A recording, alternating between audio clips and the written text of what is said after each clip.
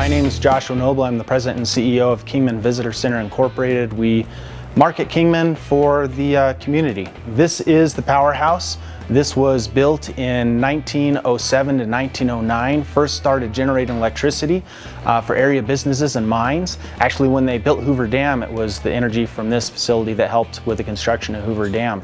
A lot of people know that Route 66 is important, but they don't know why until they come into this museum and they tie it in to the Great Depression, they tie it into America coming out of World War II, and they tied it into the expansion of the country, and they start to see what Route 66 was to the freedom and the lifestyle that's America.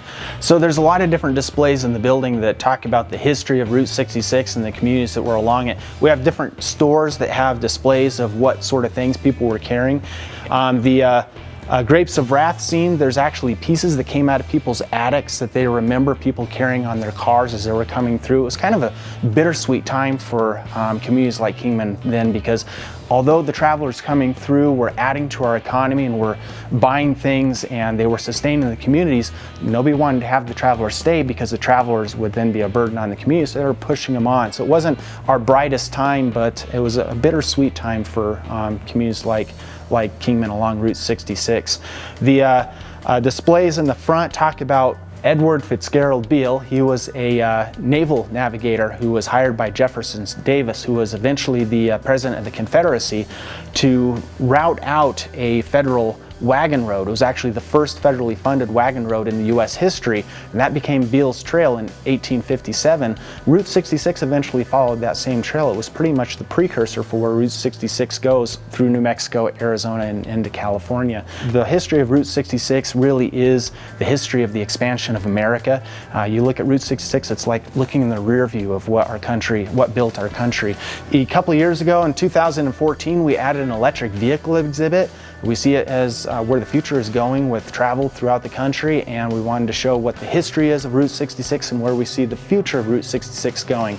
So we have some displays of electric vehicles dating back from about 1909 all the way up into 2010.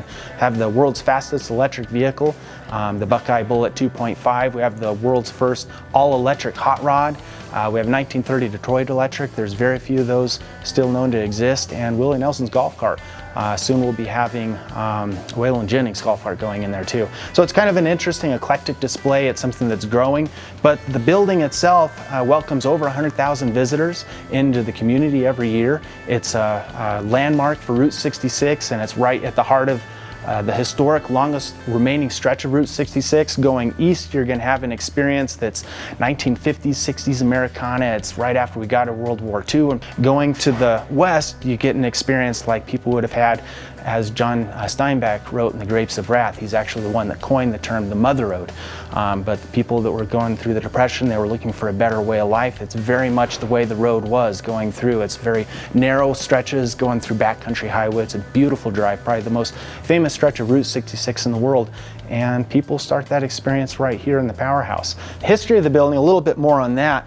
It was built between 1907 and 1909, the front section, but this back section was added on 4 years later in 1911 so that they could double the power of the building. And then in 1917, they changed over from belt-driven generators to turbo generators, and again increased the horsepower. So it was really a fascinating structure. It was being followed in the Los Angeles Times, the Arizona Republican newspaper, all over the area because of what it was going to do for the mining in the area. We had gold, silver, copper, molybdenum, all coming out of this area, lead, zinc, and it was a huge part of our economy.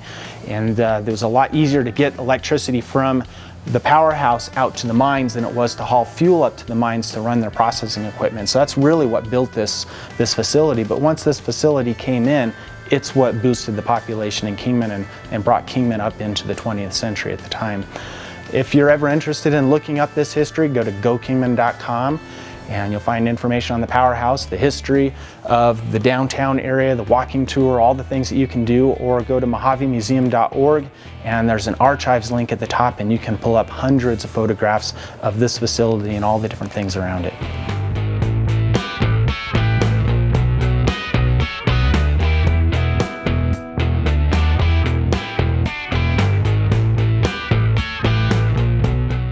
When Hoover Dam was completed, hydroelectric power was far cheaper than the diesel-generated power that they produced here, and pretty much made this facility non-economic to operate. In the 50s and 60s, a lot of commerce really built up around Route 66, and communities along the road, particularly in Arizona, grew substantially in population. A lot of things came and went as the route changed. It kind of changed depending on where traffic was going. The alignments were always adjusting. In 1986, two women got together and started looking at what they could do to make the building something that would be an asset to the community, because it had pretty much just been sitting for 60 years doing nothing but collecting pigeon poop. And they came up with a plan, formed the Powerhouse gang to revitalize the building. And over the course of 10 years, they started to rent out the space to a recycling company to start generating funds for their ideas and for matching grants. And they eventually got a bunch of grants in place, got a lot of the local community stakeholders together, and rehabilitated it into a visitor center, which opened in 1997. Shortly after, in 2001, a Route 66 museum opened up. It's been a world-renowned museum showcasing the chronological history of Route 66. Without the vision of those two women and the people who rehabilitated this building into what it is, people all over the world wouldn't get to experience Kingman, to experience Arizona and Route 66 the way that they do now.